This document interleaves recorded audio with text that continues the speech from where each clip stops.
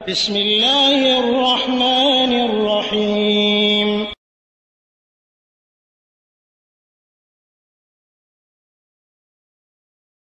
ওয়ালাইকুম আসসালাম রহমতুল্লাহি ওয়া বারাকাতুহু।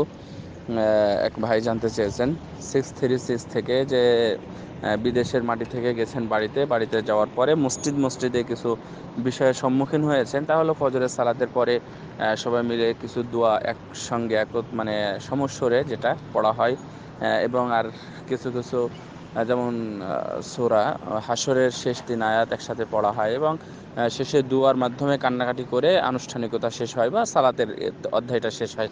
আসলে এটা কতটুকু ঠিক? আমি যেগুলো বললাম এবং আপনি যেগুলো মোবাইলে বলেছেন, এটার কোনোটাই করা যাবে না। এটা সবগুলোই হচ্ছে স্পষ্ট বেদাআতের অন্তর্ভুক্ত। তার কারণ হচ্ছে রাসূল সাল্লাল্লাহু আলাইহি ওয়াসাল্লামের সুন্নাহ থেকে, তার জীবনী থেকে এবং সাহাবী এবং খোলাফায়েদের জীবনী থেকে আমরা যতটুকুন পেয়েছি, জেনেছি, তা কোনো দিনই রাসূল সাল্লাল্লাহু আলাইহি ওয়াসাল্লাম তার সাহাবীদেরকে নিয়ে সূরা হাশরের শেষ 3 আয়াতটা একসঙ্গে পড়েছেন এ ধরনের কোনো হাদিস আমরা পাইনি। আসলে এই সূরা হাশরের শেষ 3 আয়াত পড়া সম্পর্কেই হাদিস যেগুলো আছে সেই হাদিসগুলো জয়ীফ। আর সমস্বরে পড়ার তো কোনো প্রশ্নই ওঠে না। আর এটা যদি জিকির হয়ে থাকে এবং আল্লাহ রাব্বুল আলামিনকে স্মরণ করার জন্য যদি হয়ে থাকে, তাহলে তো এটা আল্লাহ রাব্বুল আলামিন নিজেই বলেছেন, উদউ রাব্বাকুম তাদাররুআ ওয়া খুফিয়া ইন্নাহু লা ইউহিব্বুল মুতাদিন। তারপরে উযকুর রব্বাকা আস্তাগফিরুল্লাহ।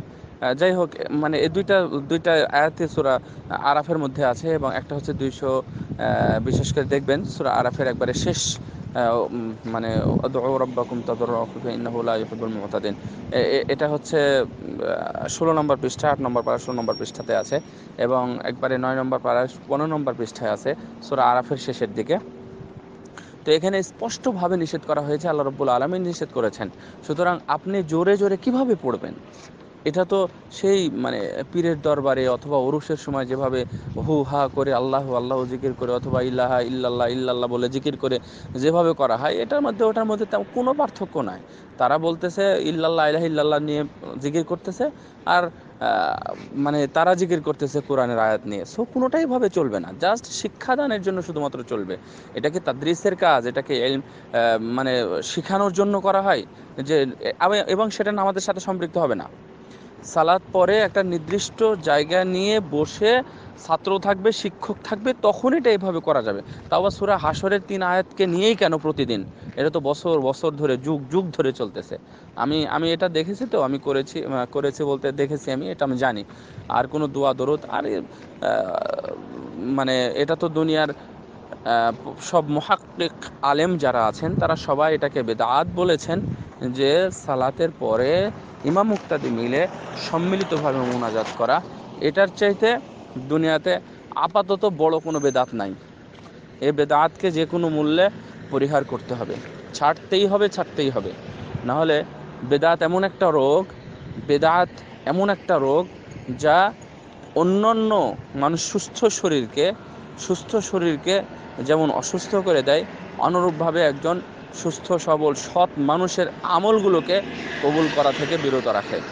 সুতরাং যে কোনো মূল্যে ভাই এই বেদাত থেকে দূরে থাকতে হবে। এখন আপনি যেহেতু একাকী, তাদেরকে বললেই হয়তো ধমক দিবে, অথবা এমন কিছু বলবে, অথবা কোনো বিপদে ফেলানোর চেষ্টা করবে আপনাকে, অথবা আপনাকে অবাঞ্ছিত ঘোষণা করবে, বা সমাজ থেকে প্রত্যাহার করবে, অনেক কিছুই করতে পারে। সো এখান থেকে আপনি এভাবে বলবেন না। যদি 2-1 মানুষ পাওয়া যায় অথবা আরও কাউকে পাওয়া যায়, তাহলে এইসব বিষয় নিয়ে আগে দেখবেন, দেখার পরে কথা বলাটা হচ্ছে উত্তম। অসুখ